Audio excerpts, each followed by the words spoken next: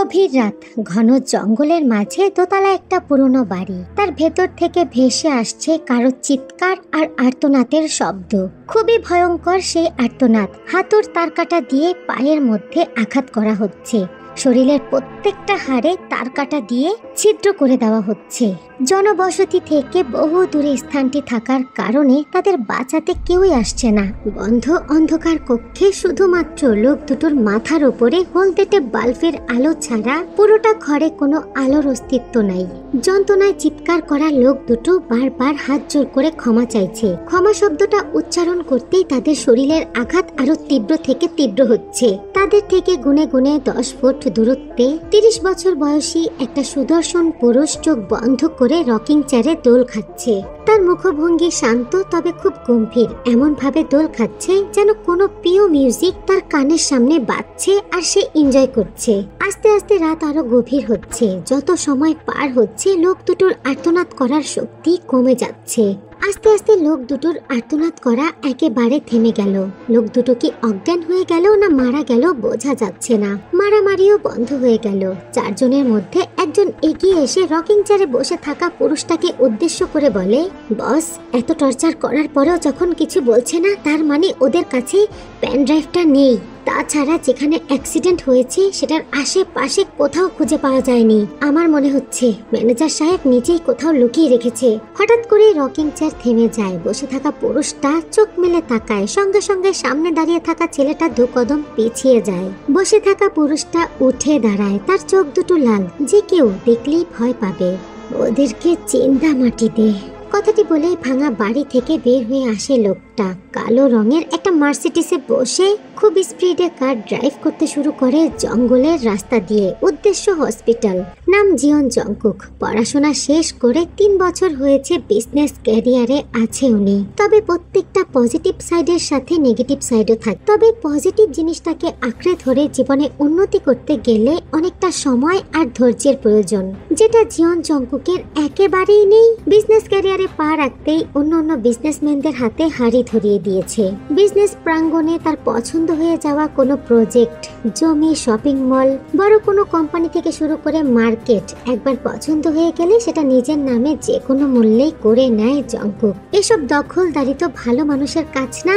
এসব করতে অবৈধ দিকটাই বেছে নিয়েছে জংকুক। প্রশাসনের কাছে এই বিষয়ে মুখ খুলে কেউ কমপ্লেন করার সাহস পায় না। এক কথায় বলা চলে জিয়ন জংকুককে টক্কর দেওয়ার মতো কোনো বিজনেসম্যান এখন উপস্থিতি হয়নি। আর তার সমস্ত বেআইনি কাজের একমাত্র সঙ্গী ছিল তার ম্যানেজার জেহব, যার কাছে তার প্রত্যেকটা কাজের ডকুমেন্টস আছে এবং সমস্ত কিছু একটা পেন ড্রাইভে খুব যত্ন করে রাখা আছে। জেহব ছিল জংকুকের বাবা কাই সাহেবের খুব বিশ্বস্ত একজন কর্মচারী। দিনে দিনে তার কাজের মাধ্যমে তার বিশ্বস্ততা প্রকাশ করেছে জেহব, যে কারণে কাই তাকে খুশি হয়ে নিজের ম্যানেজার বানিয়েছিল। 2 বছর আগে কাই হার্ট অ্যাটাক করলে তার হার্টের রিং বসানো হয়। তারপর থেকে সে অফিসে আসে না। তারপর থেকে জংকুক একাই পুরোটা বিজনেস সামলাচ্ছে। তবে বলাই বাহুল্য, জংকুক আর জংকুকের বাবা যেন একে অপরের পরিপূরক। বাপ ছেলের স্বভাব একই রকম, উগ্র মেজাজ, কাজের ক্ষেত্রেও আর পারিবারিক ক্ষেত্রেও। তবে বাপের থেকেও যেন জংকুক এক ধাপ এগিয়ে। বিজনেসে পা রাখতেই যেন অন্য বিজনেসম্যানদের কলিজা শুকিয়ে ফেলেছে জংকুক। তাতে অবশ্য কাই ভীষণ খুশি, গর্ববোধ করে এমন ছেলে জন্ম দিয়ে। জংকুক ও তার ম্যানেজার জেহব একই সাথে অফিস থেকে বের হয় প্রতিদিন। তবে আজকে রাত 9টার সময় অফিস থেকে একাই বের হয়ে যায়। আগামীকাল তার একমাত্র মেয়ের 16তম জন্মদিন। আর যেই সুযোগটায় শত্রুপক্ষ কাজে লাগায়। জংকুকের বিজনেসের খাতিরে শত্রুপক্ষের অভাব নেই। তবে জংকুককে সহজে হাতে পাওয়া শত্রুদের জন্য এত সহজ না। তবে জেহবকে যখন একা পেল তাকে তুলে নিয়ে গেল। তাকে খুব টর্চার করলো, মারধর করলো, কিন্তু জেহবের কাছ থেকে কোনো ইনফরমেশন পেল না। শেষে মৃত্যু পথযাত্রী জেহবকে চলতি গাড়ির নিচে ফেলে চলে যায় দুর্বৃক্ষরা। জেহবের সাথে ঘটে যাওয়ার সেই ঘটনার 10 দিন পর্যন্ত জেহব হসপিটালের বেডে শুয়ে বেঁচে থাকার জন্য অনেক স্ট্রাগল করেছে। তবে শেষ রক্ষা হয়নি। মৃত্যুর আগে তার মা মরা একমাত্র মেয়েটাকে কায়ের হাতে সঁপে দিয়ে গেছে। জেহবের যথেষ্ট প্রপার্টি আছে, পয়সা আছে। তে সারাটা জীবন বসে বসে খেলেও শেষ হবে না। তবে তাকে দেখে শুনে রাখার জন্য, মানুষ করার জন্য কাজের লোক ছাড়া তেমন কোনো গার্ডিয়ান নাই। রান্নাঘরে আয়ু আনমনে দাঁড়িয়ে কফি বানাচ্ছে। তার মনটা ভীষণ খারাপ। বিয়ের এত বছর পার করে দিল, তারপরও স্বামীর মুখ থেকে তার জন্য ভালো একটা কথা বের হলো না, না সম্মান না মর্যাদা। ভালোবেসে একটা কথা রাখা তো দূর, সব সময় ছাড়ি মারে, কথা শোনায়, টর্চার করে। এই যে এখন 2টা বছর ধরে অসুস্থ হয়ে বাড়িতে পড়ে আছে, তারপরও যেন তার শরীরের শক্তি কমছে না। প্রত্যেকটা দিন তার সকালবেলা উঠে গোসল করতে হয়। আয়ু ডায়াবেটিক্সের পেশেন্ট। ডায়াবেটিক্সের পেশেন্টরা অতি মাত্রায় সহবাস করলে অসুস্থতা বোধ করে বেশি, কিন্তু কাই যেন তা জেনেও জানে না, দেখেও দেখে না। আয়ুর মনে অনেক দুঃখ। সে অনেক বড় ভুল করেছে এই লোককে বিয়ে করে, তার থেকেও বড় ভুল করেছে বারবার অ্যাবর্শন করে। জঙ্কুক জন্মের পরে আয়ু 4 বার অ্যাবর্শন করেছিল, তবে সে তো তা ইচ্ছা করে করেনি, সমস্ত কিছুই তার স্বামীর ইচ্ছাই হয়েছে। কিন্তু যখন তারা ইচ্ছা করে বেবি প্ল্যান করলো, তখন আর প্রেগনেন্টই হলো না। এই যে একটা মাত্র ছেলে জঙ্কুক, যেন মায়ের কষ্ট দেখেও দেখে না, বুঝেও বুঝে না, একেবারে তার বাবার কার্বন কপি। কফি মগে ঢালতে ঢালতে আয়ু আঁচল টেনে চোখ মুছে। যদি আরেকটা সন্তান থাকতো, সে হয়তোবা আয়ুর মতো হতো, নীরব শান্ত, তার কষ্ট বুঝতো, তার একটা সঙ্গী হতো। কিন্তু এই বাড়িতে তার কোনো সঙ্গী নেই। আয়ু কফির মগ হাতে নিয়ে বেডরুমে প্রবেশ করে। কাই একটু আগেই গোসল করে বের হয়েছে, বিছানার কোনায় বসে আছে সে। তবে তার মুখমণ্ডল একেবারে স্বাভাবিক না, কানে ফোন ঠেকানো, গম্ভীর মুখে ফোনের ওপাশের বলা কথাগুলো শুনছে। আয়ু লক্ষ্য করলো ক্রমশই কায়ের মুখমণ্ডল আরো কঠিন থেকে কঠিন হচ্ছে। কয়েক মিনিট পর কান থেকে ফোনটা রেখে আয়ুর হাত থেকে কফির মগটা ছিনিয়ে নিল। এক প্রকার গরম কফি এমন ভাবে গিলছে যেন শরবত খাচ্ছে। আয়ু সাহস করে কাঁপা কাঁপা কণ্ঠে কাইকে জিজ্ঞাসা করে, কি হয়েছে আপনার? কোনো সমস্যা? না, কোনো সমস্যা নেই। জঙ্কুক কোথায়? রাতে বাড়ি ফেরেনি আপনার ছেলে। কাই কোনো কথা বলে না। আয়ু চলে যায় কিচেনে। আসলে গোপনে গোপনে কাই তার একমাত্র ছেলের জন্য কোনো ভালো ফ্যামিলির সুন্দরী পাত্রী খুঁজছে। আগে কখনোই তার ছেলের বিয়ে নিয়ে তার মাথা ব্যথা ছিল না, তবে সে অসুস্থ হওয়ার পর থেকেই তার মনে হচ্ছে জীবনের সমস্ত দায়িত্বই পালন করেছে বাবা হওয়ার। এখন ছেলেকে একটা ভালো বিয়ে দেওয়া উচিত। তাছাড়া 8-10টা লোকের মতো মৃত্যুর আগে তার বংশের বাতি দেখে মরার খুব শখ জেগেছে। কিন্তু 8-10 জন সাধারণ ছেলের মতো তার ছেলের বিয়েটা সহজেই দেওয়া সম্ভব হচ্ছে না, কারণ তার ছেলের ব্যাকগ্রাউন্ড খুব একটা ভালো না, যেটা প্রকাশ না করলেও মনে মনে কাই নিজেকেই দায়ী করে। আসলে এটা হচ্ছে মানুষের জীবনের সব থেকে বড় বাস্তবতা। বৃদ্ধ হয়ে যাওয়ার পর যখন কবরের একেবারে কাছাকাছি চলে আসে, তখন মানুষের মধ্যকার অনুশোচনা বাড়ে। কিন্তু গম্ভীর কাই তা প্রকাশ করে কারো সামনে ছোট হতে চাচ্ছে না। সে জানে তার ছেলে এতটা উগ্র মেজাজি বেয়াদব, কঠিন স্বভাবের শুধু তার জন্যই হয়েছে। এতটাই বেয়াদব যে আজ পর্যন্ত এলাকার মুরব্বীদেরকে একটা সালাম পর্যন্ত দেয়নি জঙ্কুক, যে কারণে পুরো এলাকায় তার কোনো ভালো রেকর্ড নেই। তার উপর আবার কর্মস্থানে এমন চতুরতা, যেটার কারণে জঙ্কুককে কেউই ভালো চোখে দেখে না, দেখাটা উচিত না। ঘটক লাগিয়ে ভালো ভালো ফ্যামিলির মেয়ে দেখেছে কাই, তবে প্রত্যেকটা মেয়ের বাড়ি থেকেই তার ছেলেকে রিজেক্ট করে দিচ্ছে। অসংখ্য টাকা আর সুদর্শন চেহারা দিয়ে তো আর চিড়ে ভেজে না। বাবা মারা এমন ঘরে নিজেদের মেয়ে দিতে রাজি না। কাই বুঝতে আর বাকি রাখলো না, তার ছেলের পেছনে লোক লেগেছে। নয়তো নিজের শহর বাদ দিয়ে এখন অন্য শহরে পাত্রী দেখছে। তারা কিভাবে জানে জঙ্কুকের স্বভাব সম্পর্কে?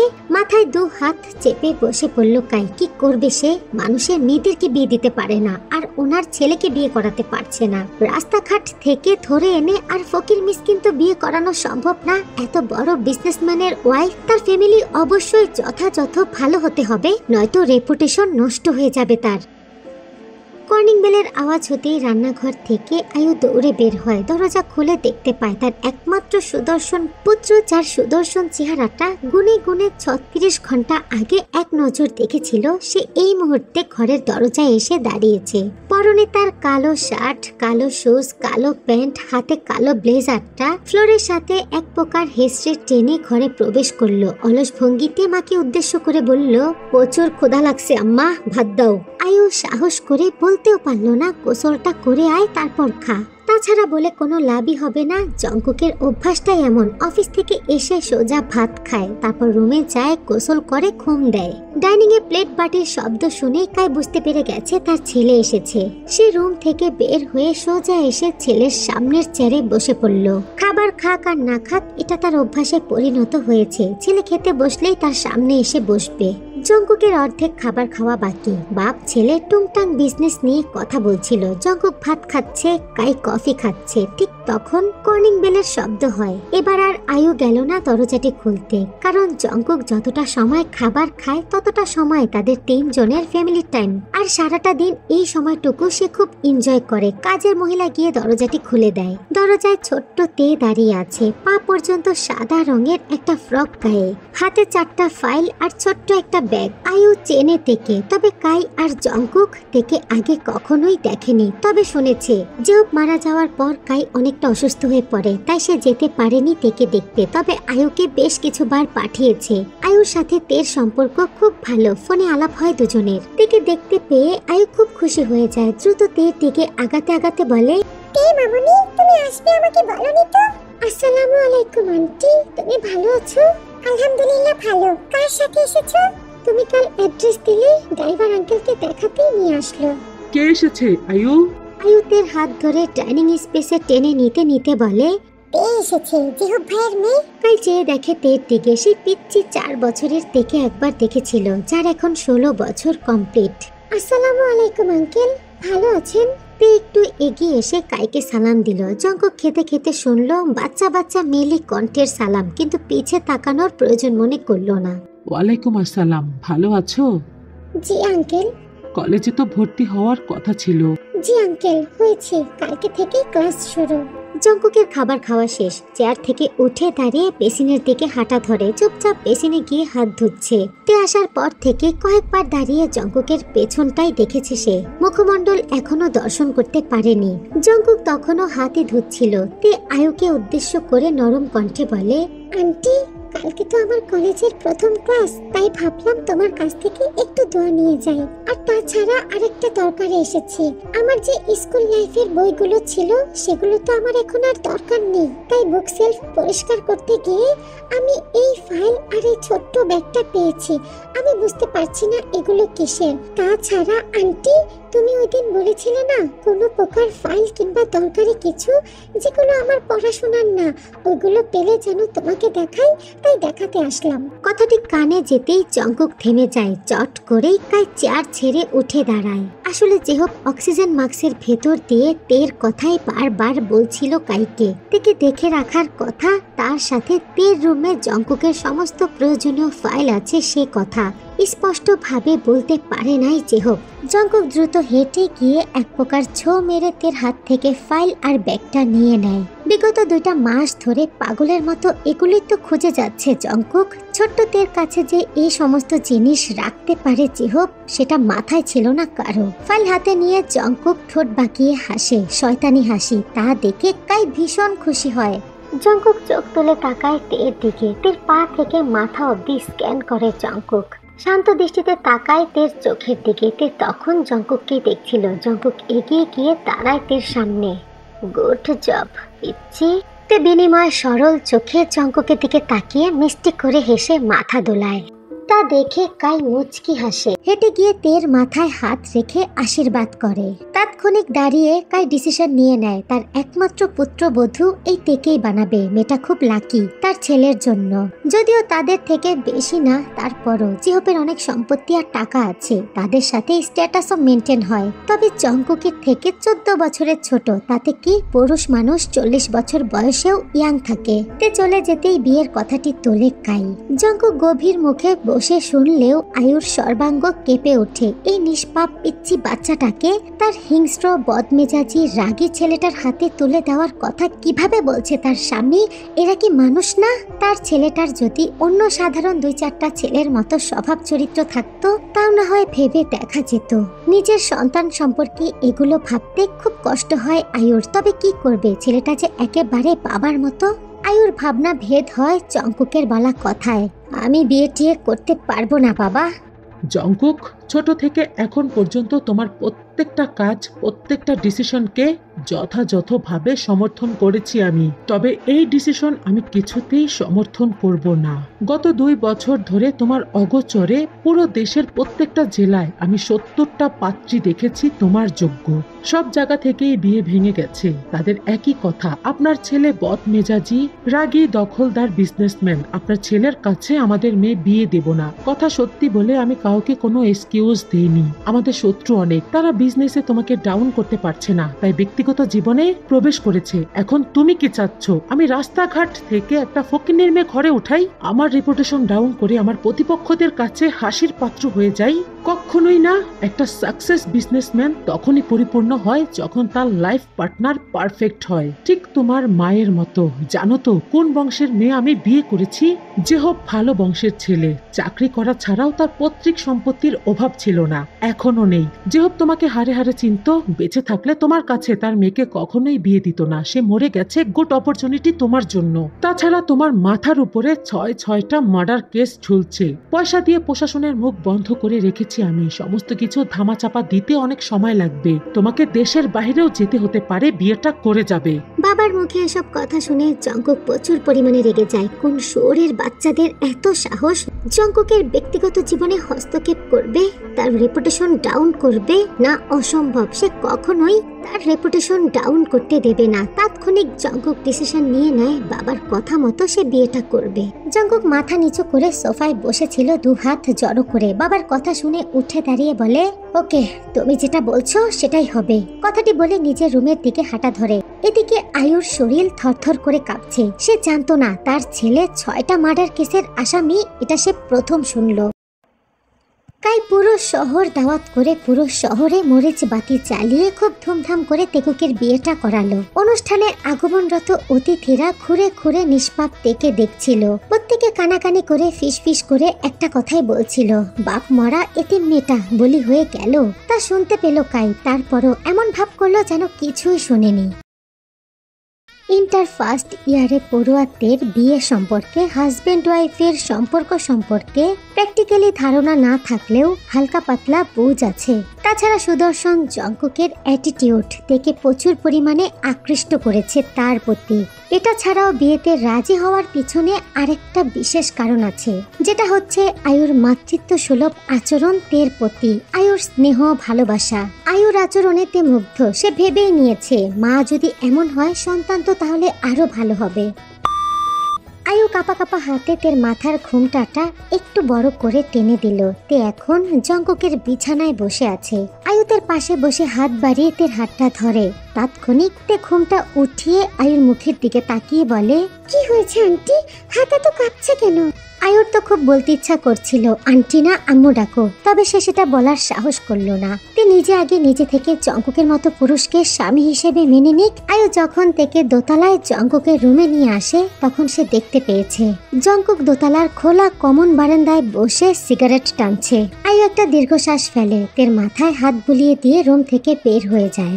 জঙ্কুককে বারান্দায় বসে সিগারেট টানতে দেখে কাই এগিয়ে যায় জঙ্কুকের কাছে। সামনের সোফাতে বসে জিজ্ঞাসা করে, কি খবর? ভালো খবর। তো এখানে বসে কি করছো? রুমে যাও, আজকে তোমার বিয়ে হয়েছে, বাসর তোমার। জঙ্কুক তাকায় তার বাবার মুখের দিকে। কাই এক ভুরু নাচিয়ে মিটমিট করে হাসে, যেন বন্ধুর সাথে কথা বলছে। জঙ্কুক ঠোঁট বাঁকিয়ে ডেভিল স্মাইল দেয়। উঠে দাঁড়িয়ে তার বাবাকে উদ্দেশ্য করে বলে, আমি না চাওয়া পর্যন্ত নিচ তালা থেকে একটা পিঁপড়াও যেন দোতলায় না আসে বাবা, লক্ষ্য রেখো। কাই মাথা নেড়ে হাসে। 2 বাপ ছেলে একই সাথে কমন বেলকনি থেকে হেঁটে চলে আসে। কাই নিচে নেমে যায়। জঙ্কুক ঢোকে নিজের রুমে। জঙ্কুকের রুমে খুব সুন্দর করে ফুল দিয়ে বাসর সাজানো হয়েছে। তার সাথে মাল্টি কালার ছোট্ট ছোট্ট মরিচ বাতি আর ক্যান্ডেল দিয়ে ডেকোরেশন করা হয়েছে। জঙ্কুক নজর ঘুরিয়ে পুরোটা রুম দেখলো। ফুলের সুগন্ধ তার নাকে এসে বাড়ি লাগছে। বিছানায় তাকিয়ে এক নজর তেকে দেখে নিল। হেঁটে গিয়ে রুমের প্রত্যেকটা জানালা বন্ধ করে দিল। তারপর এক এক করে রুমের প্রত্যেকটা লাইট অন করে দিল জঙ্কুক। বিছানার সামনে গিয়ে দাঁড়িয়ে থেকে উদ্দেশ্য করে বলল, তে। নিষ্পাপ তে তাৎক্ষণিক উত্তর দিল, জি। উঠে দাঁড়াও। তে বিছানা থেকে নামতে চায়। জঙ্কুক থেকে বাধা দেয়। বিছানা থেকে নামতে বলছি না তো, বিছানার উপরেই উঠে দাঁড়াও।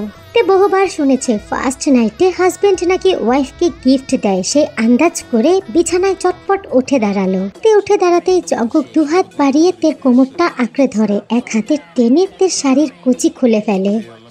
আস্তে আস্তে ধরুন, ব্যথা পাচ্ছি।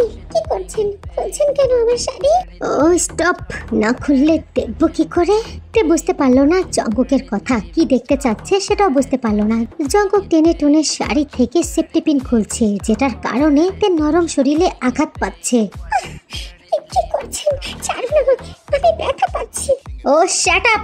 আমি একজন দক্ষ বিজনেসম্যান। তে যে কোনো ডিল করার আগে আমি লাভ ক্ষতি সুদ আসল সমস্ত কিছু বুঝে ডিল করি, সেখানে জীবনের এত বড় একটা ডিল আমি তোমার সাথে করেছি লাইফ পার্টনারশিপের। আর একটা বার তোমাকে ভালোভাবে দেখলামও না, খুঁটিয়ে খুঁটিয়ে যাচাই করে দেখা তো দূরের কথা, সাধারণভাবেও দেখার সময় পেলাম না। আমার কতটা লস হয়ে গেল বলো তো?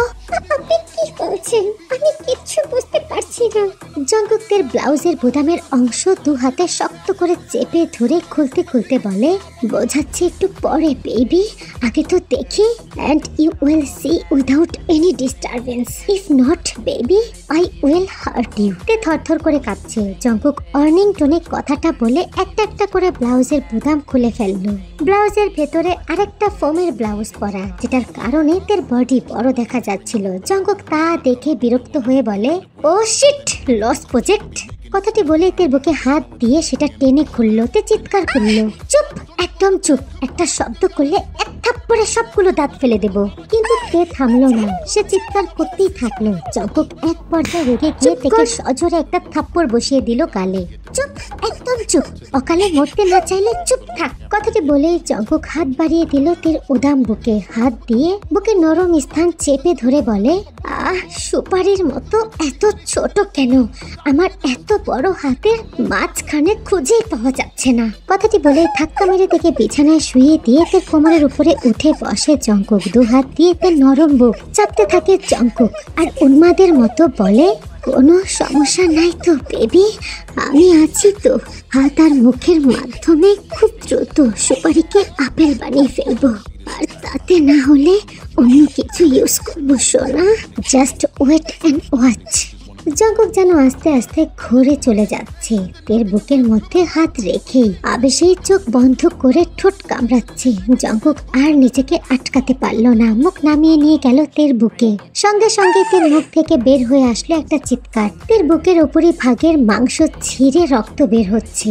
জঙ্কুক ঘাড়ে গলায় বুকে ইচ্ছা মতো কামড়ালো। তের কাছে মনে হচ্ছে সে এখন জ্ঞান হারাবে। তের গাল দুটো লাল হয়ে আছে জঙ্কুকের 5 আঙুলের ছাপে, কারণ তের মুখ দিয়ে যখনই জোরে আর্তনাদ বের হচ্ছিল, জঙ্কুক ঠাস ঠাস করে তের গালে থাপ্পড় বসাচ্ছিল।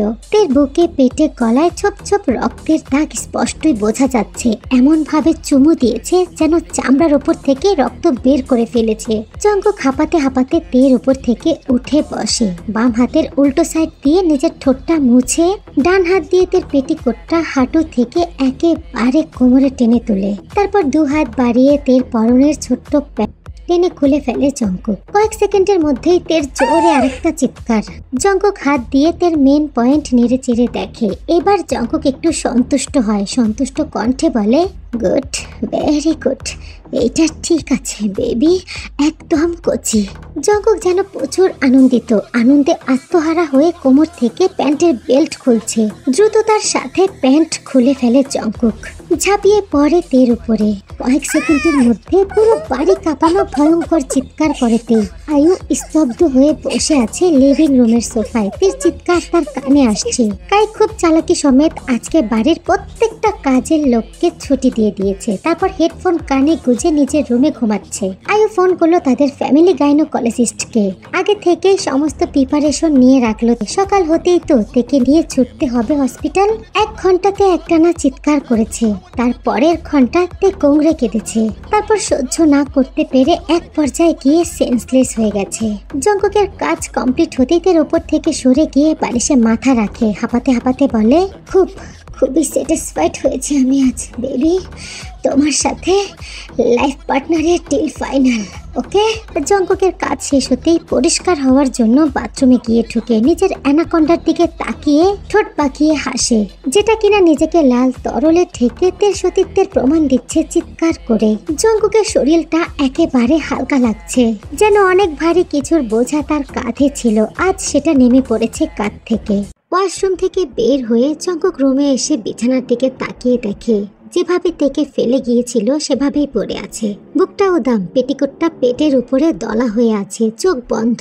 তীর উদাম পা দুটো তরল রক্তে ভেজা, পুরোটা বিছানাতে ছোপ ছোপ রক্তের দাগ, যেটা দেখে এই মুহূর্তে জঙ্কুকের প্রচুর রাগ হচ্ছিল। রাগে কণ্ঠে জঙ্কুক বলে, তে উঠো, পরিষ্কার হও আর এগুলো পরিষ্কার করো। কথাটি বলে জঙ্কুক সেন্টার টেবিলের ওপর থেকে সিগারেটের বক্স হাতে নিয়ে বারান্দায় চলে যায়, একটা সিগারেট ধরায়। বেশ কিছুক্ষণ বারান্দায় বসে সিগারেট টানে জঙ্কুক, তারপর রুমে এসে একই অবস্থাতে দেখতে পায় তেকে। বিরক্ত হয়ে কাছে এগিয়ে যায়, হাত বাড়িয়ে তের কাঁধে ধাক্কা মারে, তবে তে নড়ছেও না, চোখও খুলছে না। জঙ্কুক আঙুল নিয়ে রাখে তের নাকের ডগায়। তে খুব আস্তে আস্তে নিঃশ্বাস নিচ্ছে, যেটা দেখে জঙ্কুক আরো রেগে যায়। রাগে দু আঙ্গুল নিয়ে ঠেকায় নিজের কপালে, আঙুল দিয়ে কপালটা ঘষে কিছু একটা ভাবে। হাত বাড়িয়ে তের পেটে দলা হয়ে থাকা পেটিকোটটা দিয়ে বুক আর লজ্জাস্থান ঠেকে তারপর পোশাক পরিবর্তন করে দ্রুত রুম থেকে বের হয়ে যায়। ভোর 4টা বাজে। লিভিং রুমে তখনও আয়ু বসেছিল। জঙ্কুক আয়ুকে দেখেও না দেখার ভান করে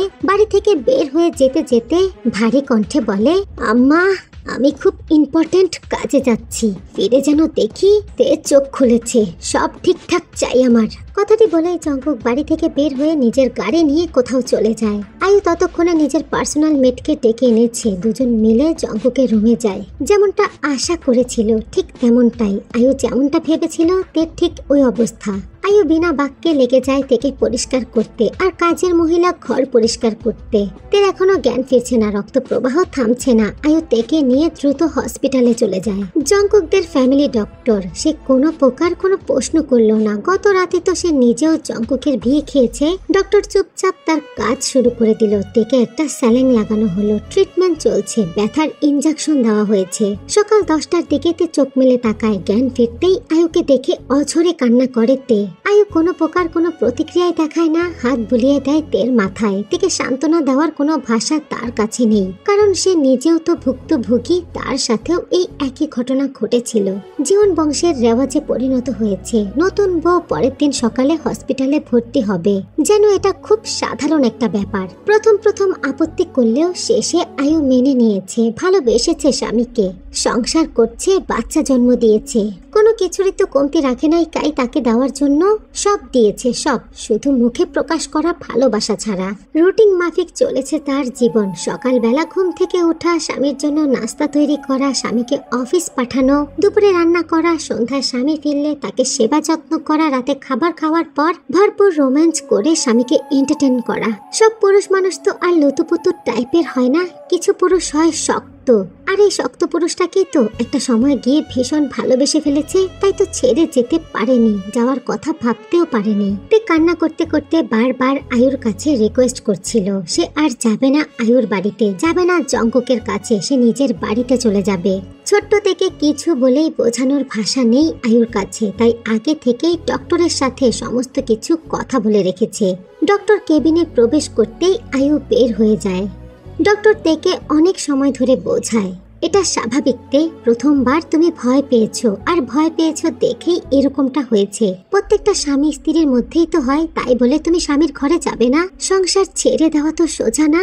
এর থেকে ভালো তুমি মানিয়ে নেওয়ার চেষ্টা করো। পরের বার থেকে এরকম কিছু হবে না, আমি তোমাকে মেডিসিন দিয়ে দিচ্ছি। আরেকটা কথা, পুরুষ মানুষ আপত্তি করা সহ্য করতে পারে না। এই ধরো তুমি বললা ধরবেন না, ছুবেন না, কাছে আসবেন না, ভালো লাগে না, এই সমস্ত ওয়ার্ড তাদের কানে যেতেই তারা বেশি অ্যাগ্রেসিভ হয়ে যায়। আপত্তিকর জিনিসগুলা পুরুষদেরকে বেশি উত্তেজিত করে তোলে, তাদেরকে উত্তেজিত হতে দিবা না। তোমার কাছে আসতে চাইলে তুমিও কাছে যাবা, তোমাকে স্পর্শ করলে তুমিও স্পর্শ করবা। করবা। দেখেছো তোমার বরকে কত হ্যান্ডসাম আর প্রচুর পরিমাণে রাগী। যদি তোমার উপর বিরক্ত হয়ে অন্য মেয়েকে বিয়ে করে তখন সহ্য করতে পারবে? ডক্টরের কথা শুনে তে চুপচাপ কান্না থামিয়ে ভাবে। ডক্টরদের মুখের দিকে তাকিয়ে আবার বলে, আর ছেড়ে দেওয়া ব্যাপারটা তো তোমার একার হাতে না। তে জঙ্কুক জানতে পারলে আরো রেগে যাবে, আরো খারাপ কিছু করবে। আর জঙ্কুকের রাগ কিন্তু খুব সাংঘাতিক। এর চেয়ে ভালো হয় তুমি একটু ট্রাই করো, কয়টা দিন তার কাছে থাকো। ডক্টরের কথা শুনে তে কিছু সময় ভাবে, তারপর বোঝদারের মতো মাথা নাড়ে। আয়ু ডক্টরকে রিকোয়েস্ট করেছে থেকে 2টা দিন হসপিটালে অ্যাডমিট রাখতে। যদিও ডক্টর বলে দিয়েছে থেকে বাসায় নিয়ে যাওয়ার জন্য, কিন্তু আয়ু নারাজ। সে চাচ্ছে তে পুরোপুরি সুস্থ হয়ে বাড়ি ফিরুক। ডক্টর বুঝতে পারে আয়ুর কথা, সে থেকে রাখতে রাজি হয়। সন্ধ্যা 7টায় জঙ্কুককে বাড়ি ফিরতে দেখে কাজের লোকগুলো আশ্চর্য হয়ে তাকিয়ে থাকে। এর আগে কখনোই জঙ্কুককে সন্ধ্যায় বাড়ি ফিরতে দেখেনি তারা। কাল রাতে তের সংস্পর্শে আসার পর তের প্রতি জঙ্কুকের মনে ভালোবাসা তৈরি না হলেও তের শরীরের প্রতি একটা আকর্ষণ তৈরি হয়েছে। বিকাল থেকেই জঙ্কুকের ভেতরটা ছটফট করছে থেকে কাছে পাওয়ার জন্য। পুরুষ মানুষ বলে কথা, নতুন বিয়ে করেছে, কচি ডাব খেতে তো ভালোই লাগে। সার্ভেন্ট তাকিয়ে দেখে অ্যাংরি জঙ্কুকের হাত ভর্তি শপিং ব্যাগ। জঙ্কুক হেঁটে রুমে ঢুকে, পুরোটা রুম ফাঁকা, বিছানা পরিপাটি। জঙ্কুক ভেবে নিল তে তার মায়ের কাছে আছে। রুমে দাঁড়িয়ে গলা ছেড়ে তেকে ডাকলো। না তে আসলো না আয়ু আসলো। জঙ্কুক জানতে পারলো তার মা তেকে নিয়ে হসপিটালে গিয়েছে সকালে, কিন্তু এখনো ফেরেনি। যেটা জানার পর জঙ্কুক প্রচুর পরিমাণে রেগে যায়। রেগে মেগে বাড়ি থেকে বের হয়ে সোজা হসপিটালে চলে যায়। আয়ুর সাথে প্ল্যান করে ডক্টর খুব চালাকি সমেত তেকে ঘুমের ইনজেকশন পুশ করেছে, যেটার কারণে তে বেঘুরে ঘুমাচ্ছে। জঙ্কুক কেবিনে প্রবেশ করে ঘুমন্তদের মুখের দিকে তাকায়, তারপর তাকায় তার মায়ের মুখের দিকে। আয়ু ছেলের দিকে তাকায় না। এখনো হসপিটালে কেন আম্মা, কি হয়েছে? আয়ু মুখ ঘুরিয়ে বলে, আমি জানি না, ডক্টরকে জিজ্ঞেস কর। জঙ্কুক রেগে যায়। কেবিন থেকে বের হয়ে ডক্টরের চেম্বারে ঢুকতে ঢুকতে অ্যাংরি টোনে বলে, প্লিজ ডোন্ট সে ডক্টর, যে একবারে কাছে যাওয়াতেই আমার ওয়াইফ অনেক অসুস্থ হয়ে গেছে। জঙ্কুকের অ্যাংরি টোন শুনে ডক্টর নিজেই ভয়ে কাঁপছে। সে কি বলবে বুঝতে পারছে না। কাঁপা কাঁপা কণ্ঠে বলে, মিস্টার জিওন, আসলে ছোট মানুষ তো। Shut up! আমি ওকে নিয়ে যাচ্ছি আমার সাথে। প্রয়োজনীয় সমস্ত মেডিসিন মায়ের কাছে দিয়ে দিবেন। জঙ্কুক কথাটি বলে ডক্টরের চেম্বার থেকে বের হয়ে আসে। ডক্টর বুঝতে পেরেছে জঙ্কুক সমস্ত কিছু বুঝে ফেলেছে। কেবিনে ঢুকে জঙ্কুক মায়ের সাথে কোনো প্রকার বার্গেটিং করে না, থেকে কোলে করে নিয়ে হসপিটাল থেকে বের হয়ে আসে। বাধ্য ডক্টর সমস্ত প্রয়োজনীয় মেডিসিন আয়ুর হাতে ধরিয়ে দেয়। আয়ু চুপচাপ হসপিটাল থেকে চলে আসে। জঙ্কুক থেকে এনে বিছানায় শুইয়ে দেয়। জঙ্কুক ভালোই বুঝতে পেরে গেছে তেকে ঘুমের ইনজেকশন দেওয়া হয়েছে। জঙ্কুক ডাকলো না তেকে ঘুমাতে দিল। ততক্ষণে সে গোসল করে নিল। তারপর কাই আর আয়ুর সাথে ডাইনিং এ বসে ডিনার করলো। আয়ু অন্য দিনের মতো জঙ্কুককে এটা সেটা বেড়ে দিল না, কিছুটা অভিমান করে মুখ ফিরিয়ে রাখলো। জঙ্কুক বুঝতে পারলো সবটা। জঙ্কুক খেতে খেতে এক পর্যায়ে বলে, তে আমার ওয়াইফ আমার একান্তই ব্যক্তিগত মানুষ। তাকে কিভাবে পরিচালনা করব সেটা আমার ডিসিশন। ওর ভালো খারাপ সমস্ত কিছুর দায়িত্ব আমার। আমি যখন ভালোভাবে পালন করতে পারবো না তোমাদেরকে জানিয়ে দেব। এর বাইরে আমাদের দুজনের মধ্যে কেউই ইন্টারফেয়ার করবা না, আর না আমার কাছ থেকে আমার ওয়াইফকে দূরে রাখার চেষ্টা। কাই চুপচাপ খাচ্ছে। সে বুঝতে পারছে কথাগুলো তার জন্য না। জঙ্কুক খাবার খেয়ে রুমে আসে। তে তখনও ঘুমাচ্ছিল। জঙ্কুক ওয়ার্ড্রফের উপর থেকে একটা শপিং ব্যাগ হাতে তুলে বিছানায় চলে আসে। তের পাশে বসে শপিং ব্যাগ থেকে একটা ক্রিমের কৌটা বের করে। ব্রেস্ট বড় করার ক্রিম। তের জামাটা খুলে দিয়ে দু হাতে ক্রিম নিয়ে তের বুকের মধ্যে মালিশ করতে থাকে জঙ্কুক। তের বডির সাইজ দ্রুত বড় করার উদ্যোগে। কিছু সময় এটা কন্টিনিউ করার পর জঙ্কুক অনুভব করে তার শরীরটা গরম হয়ে যাচ্ছে, কিন্তু তে যে ঘুমাচ্ছে। জঙ্কুকের মন তো মানছে না। জঙ্কুক নিজেকে আনড্রেস করে। তারপর তেকে একেবারে উদাম শরীরে তেকে আষ্টে পিষ্টে জড়িয়ে বুকের মধ্যে চেপে ধরে জঙ্কুক চোখ বুজে শুয়ে থাকে। শেষ রাতের দিকে তের ঘুম ভাঙতেই নিজেকে জঙ্কুকের বুকের মধ্যে আবিষ্কার করে। জঙ্কুক তাকে চেপে ধরে চোখ বন্ধ করে ঘুমাচ্ছে। প্রথমে একটু ঘাবড়ে গেলেও ডক্টরের কথা মনে পড়তেই তে শান্ত হয়ে যায়। তে অনুভব করছে তার শরীরে কোথাও কোনো ব্যথা নেই। তার মানে ঘুমন্ত তের সাথে জঙ্কুক কিচ্ছু করেনি। তে বুঝতে পারলো। ড্রিমল্যান্ডের নিভু নিভু আলোতে তে তাকালো জঙ্কুকের মুখের দিকে। কপালে এলোমেলো চুলগুলো পড়েছিল। তে দেখলো শান্ত জঙ্কুককে খুব কাছ থেকে। সত্যি খুব হ্যান্ডসাম। না চাইতেও হাত চলে গেল জঙ্কুকের কপালে। আঙুল দ্বারা জঙ্কুকের কপালে পড়ে থাকা চুলগুলো ঠেলে সরিয়ে দিচ্ছিল তে। হঠাৎ করে জঙ্কুক চোখ মেলে তাকায়। তে ঘাবড়ে গিয়ে হাত সরায়। তাতে বিরক্ত হয়ে যায় জঙ্কুক। অ্যাংরি টোনে বলে, হোয়াটস রং বেবি, হাতটা সরালে কেন? তে বুঝতে পারল না জঙ্কুক কি বোঝাতে চাইছে। সে ভয়ার্থক দৃষ্টিতে জঙ্কুকের দিকে তাকিয়েছিল। জঙ্কুক বোঝাতে পারছে না তেকে। জঙ্কুক নিজের হাত দিয়ে তের হাতটা টেনে আবারও মাথায় তুলে দিল। যেটা স্টার্ট করেছিলে সেটা কমপ্লিট করো বেবি। তে কাপা কাপা হাতে আঙুলের মাধ্যমে জঙ্কুকের কপাল ঘেঁষে চুলগুলো সরাচ্ছে। ততক্ষণে জঙ্কুকের দু হাত শক্ত করে তের কোমরে চেপে ধরেছে। তের নরম স্পর্শে জঙ্কুক যেন খুব আরাম বোধ করছিল শরীরে। জঙ্কুক চোখ বন্ধ করে যেন অদ্ভুত শব্দ বের করছে মুখ দিয়ে। উফ।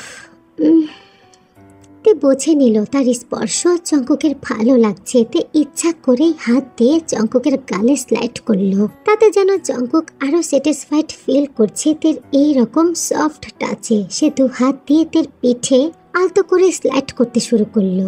তে যেন এই মুহূর্তে ভীষণ এন্টারটেইন করছিল জঙ্কুকের এমন আচরণ। আর সেই সাথে যেন ইনোসেন্ট তে বুঝতে পেরে গেল অ্যাংরি জঙ্কুকের দুর্বলতা। তে ইচ্ছা করে জঙ্কুকের ঠোঁটে, নাকে, চোখে, ঘাড়ে হাত দিয়ে স্লাইড করে দিল।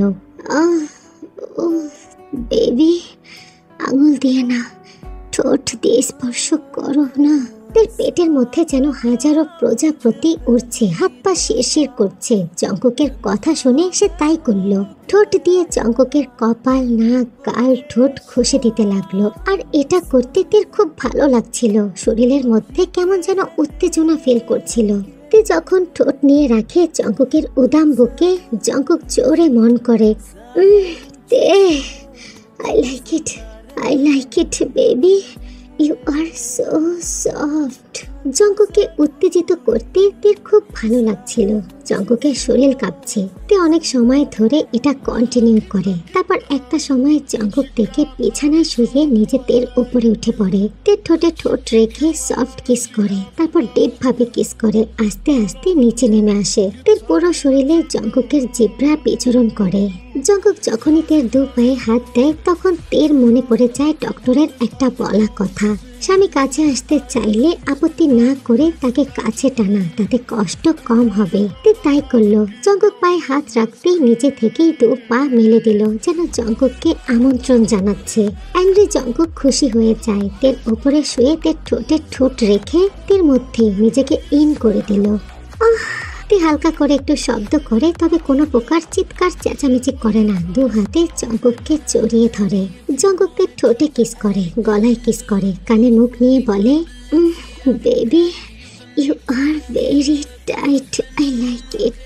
জঙ্কুকের সফট টোন শুনেই যেন তে আরো উত্তেজিত হয়ে যায়। দু হাতে জঙ্কুকের মাথার চুল খামচে ধরে। তারপরে দুজনের মধ্যে উত্তেজনামূলক কিছু মুহূর্ত পার হয়।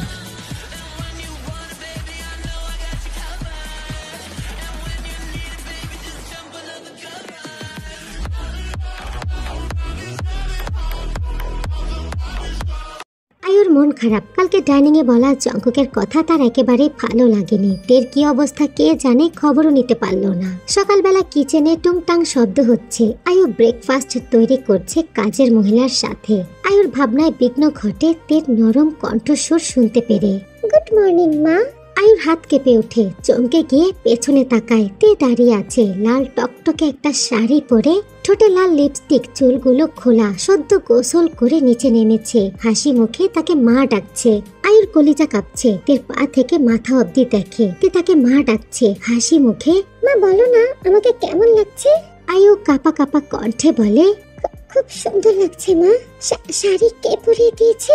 তে লজ্জায় মুচকি হাসে, মিনমিন করে বলে, ইউটিউব দেখে পড়েছি। সুন্দর না শাড়িটা? তোমার ছেলে এনেছে আমার জন্য। আয়ুর চোখে জল, মুখে হাসি। ওই অবস্থাতেই বলে, খুব সুন্দর। মা তোমার ছেলে অফিস যাচ্ছে, আমাকে বললো ব্ল্যাক কফি করে নিতে। আয়ু বাকরুদ্ধ।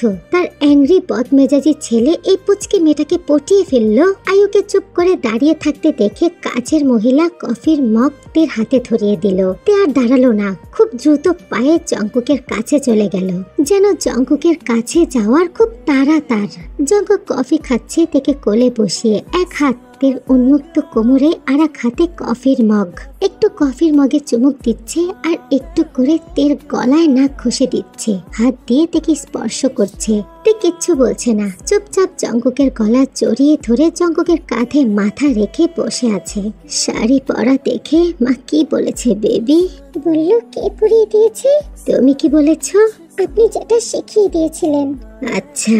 সকালে ঘুম থেকে উঠে জঙ্কুক তেকে নিয়ে একসাথে গোসল করেছে। তারপর কালকে কিনে আনা গিফটগুলো তেকে দিয়েছে। শাড়িটা নিজের হাতে তেকে পরিয়ে দিয়েছে। তবে রাগী পুরুষটা চায় না তার আর তার বউয়ের ব্যক্তিগত জিনিসগুলো কিংবা তাদের ব্যাপারে কেউ জানুক।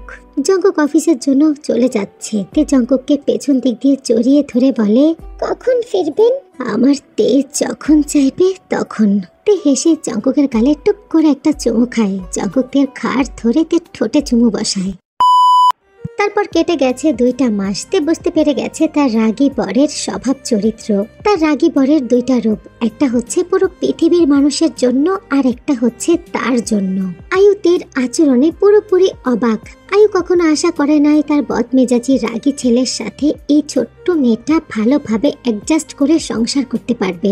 এই ছোট্টতে তা করছে যেটা সে এত বছরেও করতে পারে নাই। সারাটা দিন বাড়িতে তে একেবারে নর্মাল বিহেভ করে, কিন্তু জঙ্কুক যত সময় বাড়িতে থাকে তের বিহেভিয়ার অন্যরকম থাকে। আয়ু বুঝতে পেরে গেছে তে সেটাই করছে যেটা তার বর পছন্দ করে। এমনও সময় পার হচ্ছে যে দিনে দুপুরে জঙ্কুক বাড়িতে থাকলে তে বারবার গোসল করছে।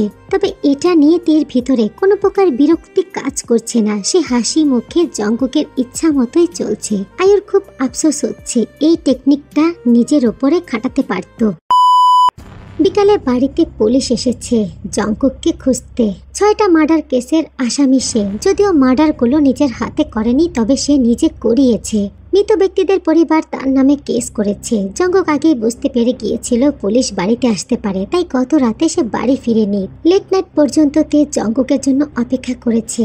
তারপর কেটে কেটে অস্থির। জঙ্কুক কেন আসছে না বারবার শ্বশুরকে আর শাশুড়িকে জিজ্ঞাসা করছে। তেকে কিছুতেই শান্ত করতে পারছে না কাই আর আয়ু মিলে। আহাজারিতে পুরো বাড়ি মাথায় তুলে রেখেছে। পুলিশের থেকেও তের দরকার জঙ্কুককে বেশি। কিন্তু কাই নিরুপায়। তার অ্যাংরি ছেলেকে কিছুতেই ফোন করে জানানো যাবে না। দেখা যাবে ফোন করেছে দেখে বাবাকে আবার হুমকি ধুমকি দিবে। কাইয়ের আলমারিতে ছোট্ট একটা বাটন ফোন আছে যেটা দিয়ে শুধুমাত্র সে জঙ্কুকের সাথেই কথা বলে। কাইয়ের আলমারিতে ছোট্ট একটা বাটন ফোন আছে যেটা দিয়ে শুধুমাত্র সে জঙ্কুকের সাথেই কথা বলে, যেটা কখনোই পুলিশ ট্যাগ করতে পারবে না। কাই রুমে ঢুকতেই শুনতে পেল আলমারির ভেতরে ফোনটা চিৎকার করে বাজছে। কাই দ্রুত ফোনটা বের করে রিসিভ করতে ফোনের ওপাশ থেকে অস্থির চিত্রে জঙ্কুক চেঁচিয়ে বলল, আব্বা আমি অনির্দিষ্ট সময়ের জন্য দেখে রেখে কোথাও পালাতে পারবো না, ওকে পাঠাও আমার কাছে। কাই স্বস্তির নিঃশ্বাস ছাড়ে। সে নিজেও এটাই চায়। অলরেডি তার পাসপোর্ট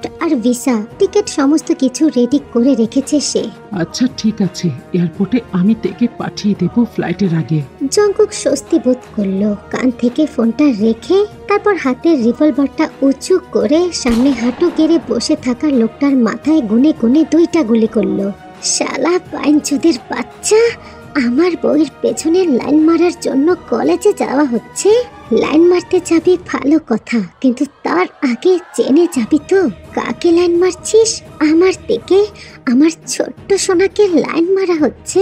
কথাটি বলে মৃত ব্যক্তির মাথার উপরে পা দিয়ে পাড়া মেরে দাঁড়ায় জঙ্কুক। হাসতে হাসতে বলে, আরে শালা বিয়ে করেছি, কয়দিন পর বাবা হব, একটু ভালো মানুষের লেবাস পরতে চেয়েছি। 6টা মার্ডার কেসের আসামি আমি, তবে নিজের হাতে কাউকে মারিনি। এই প্রথম তোকে মারলাম, কারণ এটা একেবারে ব্যক্তিগত ম্যাটার। জঙ্কুক কথাটি বলে মাথার মধ্যে আরেকটা লাথি মারে। তারপর দাঁড়িয়ে থাকা নিজের ছেলেদেরকে ইশারা করে লাশটাকে গুম করে দেওয়ার জন্য। জঙ্গলের ভাঙা দোতলা বাড়ি থেকে দ্রুত বের হয়ে আসে জঙ্কুক। তারপর নিজে দ্রুত গাড়ি চালিয়ে এয়ারপোর্টে চলে আসে। ছদ্মনামী পাসপোর্ট ভিসা আগেই কাই সমস্ত কিছু সংগ্রহ করে ফেলেছে তার ছেলের জন্য। প্লেনে বসার আগ পর্যন্ত তেকুক একে অপরকে দেখে না। প্লেন যখন আকাশে উড়ে যায় ঠিক তখন তের পাশের খালি সিটে থপ করে এসে জঙ্কুক বসে। তে তখনও বসে কান্না করছিল। জঙ্কুককে দেখেই জঙ্কুকের বুকের মধ্যে ঝাঁপিয়ে পড়ে। Cool baby, I am with you. ফিস ফিস করে তের কানের কাছে কথাটা বলে জঙ্কুক। তে বুক থেকে মাথাটা উপর দিকে ওঠাতে জঙ্কুক মাথা নিচু করে এনে তের ঠোঁটে চুমু খেতে শুরু করে। দুজন দুজনকে চুমু খাচ্ছে পাগলের মতো। ভিআইপি সিট থাকার কারণে তাদের চুম্মাচাটির আওয়াজ বেশি দূর যাচ্ছে না। I miss you very much. And I love you সোনা। জঙ্কুক ঠোঁট ছেড়ে দিতেই তে জঙ্কুকের গলাটা শক্ত করে জড়িয়ে ধরে বলে I love you too. Jungkook ততক্ষণে তের গলাতে মুখ ডুবিয়ে ইচ্ছা মতো চুমু খেতে শুরু করলো। I know baby. উড়ন্ত প্লেনের মধ্যেই শুরু হয়ে গেল তাদের রোম্যান্স। জঙ্কুক অত্যন্ত বদমেজাজি, বেয়াদব, খারাপ একটা পুরুষ। তবে তের জন্য সে খুব সফট, কিন্তু এই সফট জঙ্কুক নিজে থেকে তৈরি হয়নি। জঙ্কুক সফট হতে বাধ্য হয়েছে শুধুমাত্র তের আচরণে। একমাত্র লোহাকে গলাতে পারে আগুন, আগুনের কাছে থাকলে লোহা গলতে বাধ্য। আর এই বাধ্যতা, তের বাধ্যগত আচরণ জঙ্কুককে গলিয়ে দিয়েছে। একমাত্র বাধ্যতা অনুগত হওয়া, অনুগত স্বীকার করাই হচ্ছে সকল কিছুর ঊর্ধ্বে। পুরুষ মানুষ যত কঠিন থাক, নারী যদি তার বাধ্য হয়, অন্তত পক্ষে তার কাছে বাধ্যতা স্বীকার করে, তাহলে ওই পুরুষ সেই নারীর বাধ্যতাতে মোহিত হতে বাধ্য। সো মাই ডিয়ার জান পাখিস, আমি আশা করব তোমরা আমার এই কথাগুলো বুঝতে পেরেছো। আর ওটা ভালো লাগলে অবশ্যই লাইক করবা, সাবস্ক্রাইব করবা। আর এই ওয়ান শটে যদি 7,000 লাইক হয়ে যায়, তাহলে নেক্সট আরেকটা ওয়ান শট আপলোড করব তোমাদের জন্য। তো সবাই ভালো থেকো, আল্লাহ হাফিজ, লাভ ইউ, বাই বাই।